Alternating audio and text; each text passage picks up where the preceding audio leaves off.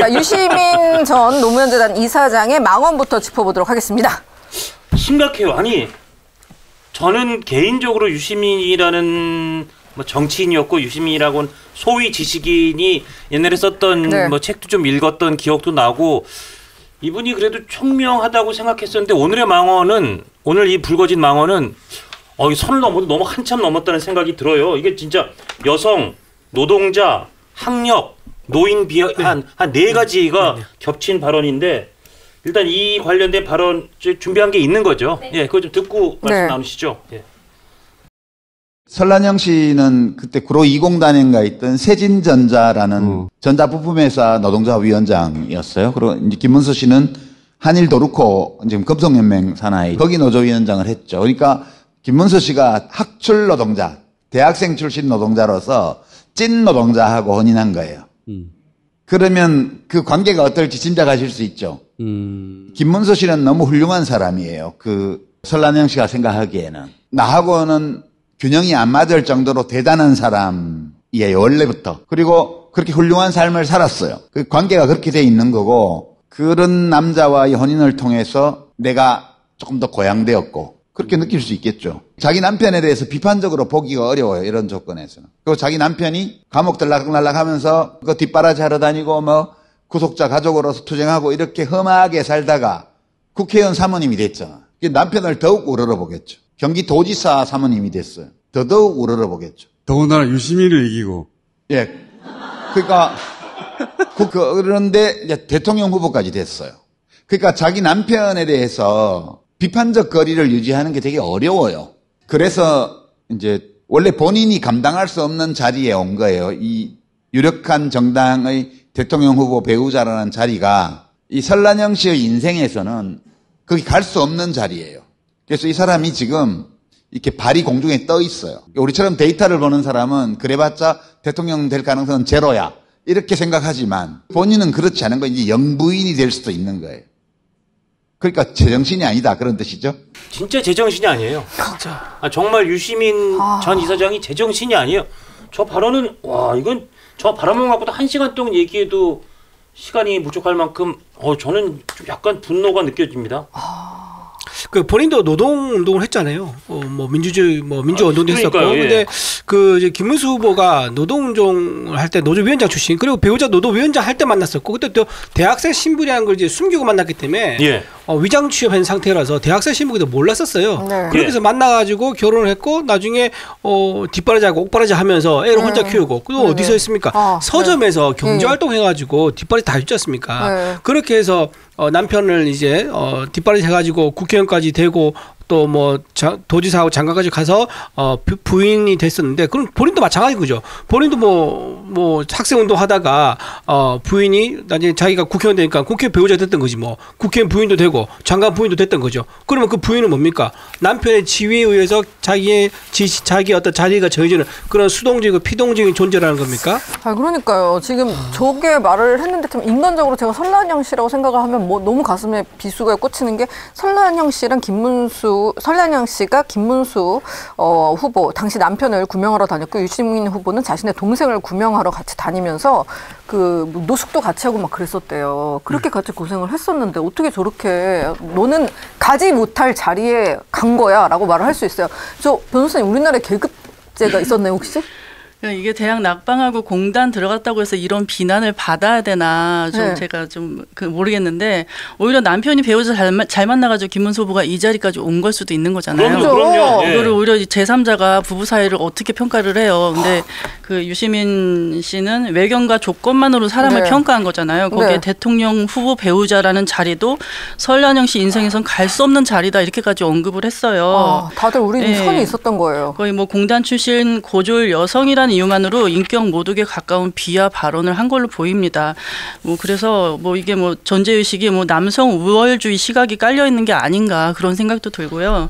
물론 후보자나 배우자가 청렴성, 도덕성, 윤리성 이런 문제는 비판받을 수는 있겠지만, 이거는 단지 그냥 공단 출신 고졸이라는 이유만으로 인격 모독을 했기 때문에 당사자에 대한 명예훼손이나 모욕이 될 수 있다고 봅니다. 그렇습니다. 이렇게 명예훼손까지 성립된다. 우리 그 방심위 출신의 예리한 칼 같은 변호사님께서 정리를 해주셨는데, 설란영 씨는 침묵하고 있어요. 저도 침묵할 것 같아요. 마음이 너무 저 다시 한번 나왔지만 김문수 후보는 그러니까 서울대 경영대를 다니다가 온 학출 노동자고 설란영 여사는 당시에 찐 노동자다. 대학교 못 나오고 고졸의 찐 노동자다. 그다음에 그다음 그 학력이 그렇고 정말 찐 노동자고 여성으로서 그렇게 결혼하니까 이런 남자하고 결혼해서 내가 좀 고향됐다 느낄 수 있다. 그래서 유시민 전 이사장 결론이 뭐냐? 본인이 감당할 수 없는 자리에 온 거다. 유력정당 대통령 후보 배우자라는 자리가 설란영 씨 인생에서 갈 수 없는 자리다. 왜 갈 수 없는 자리예요? 그러니까 노동자 출신은 못 갑니까? 고등학교 졸업하고 대학교 안 가신 분들은 이 자리에 못 갑니까? 대한민국에 대학교 졸업하고 노동자 출신 아닌 사람만 대통령 영분이 될 수 있다. 그런 법규가 있습니까? 전 이건 정말 화가 날 정도로 이건 있을 수가 없는 발언이에요. 진짜. 아니 그러면 저는 한마디 더 드릴게요. 지금 노무현 재단의 전 이사장이잖아요. 네. 맞아요. 노무현 대통령은 고졸 출신이에요. 네. 대통령 후보의 배우자도 아니고 노무현 전 대통령은 대통령 후보 배우자도 아니고 대통령 후보도 아니고 대통령을 지냈습니다. 고졸 출신으로. 네. 그렇다면 유시민 씨의 그 논법에 따르면 인생에서 도저히 갈 수 없는 자리에 갔은 거 아닙니까? 네. 그럼 노무현 전 대통령은 평생 발이 공중에 떠 있었습니까? 평생 제정신이 아니었습니까? 유시민 논법에 따르면 노무현 전 대통령은 도저히 3번 도저히 갈 수 없는 자리에 가서 평생 발이 공중에 떠 있었고 평생 제정신이 아니었다라고 해도 유시민 전 이사장이 반박할 논리가 전혀 없다고 생각합니다. 그 노무현 전 대통령의 부인 권양수 여사도 마찬가지예요. 권양수 여사는 아예 고등학교 졸업 못했어요. 네. 그분은 이제 부산에 훈성 여사라고 있었습니다. 지금 이제 개성역으로 바뀌었는데 훈성 여상을 다니다 중퇴래예요. 최저 학력이 중졸입니다. 그러면 유시민 주장에 따르면은 그러면 권양수 여사가 제일 제정신이 아니어야 되는 거예요. 공중에 발이 떠 있는 정도가 공부 완전 물구나무 사고 계셨겠네요. 그렇죠. 그렇게 따지면 유시민 씨 논법에 따르면. 권양수 여사도 입장을 내셔야겠네요. 나를 그런 눈으로 바라봤던 것이냐. 그리고 진보 진영의 가장 유명한 스피커고 가장 파워풀한 스피커잖아요. 도대체 세상을 어떤 눈으로 보고 있었던 겁니까? 이번에 진보 진영에 민낯이 드러났다라는 평가까지 나오고 있습니다. 자, 이게 설 여사 본인이 아직 나서지 못하고 있는 가운데 여성계는 아직 큰 움직임은 없는 것 같은데 한노총이 움직이고 있어요. 한노총이 입장을 냈어요. 민노총은 아직 입장을 안 낸 것 같기도 하고 확인을 해보겠습니다. 그러니까 한노총에서 이거 진짜 입장 내면서 오히려 진짜 찐 운동권 출신인 김문수 후보 밀어주는 거 아니냐? 이런 분석까지 나오고 있거든요. 자, 근데 국민의힘은 일단 고발하겠다고 밝혔습니다. 변호사님, 이게 어떤 혐의를 적용하는 거고요? 유시민 전 이사장은 좀 세상에 좀 쓴맛을 보게 됐나요? 좀 궁금합니다. 유시민 작가 입장에서는 설란영 여사에 대해서 의견 표명이었다 이렇게 변명을 할 수는 있어요. 하지만 이제 제정신이 아니다라는 표현까지 써가면서 설란영 씨의 선거 운동과 관련된 일련의 행동에 대해서 지금 인격 모독적인 발언을 한 거잖아요. 그렇죠. 그러니까 이거는 공직선거법에서 별도로 후보 비방죄라고 규정을 따로 하고 있거든요.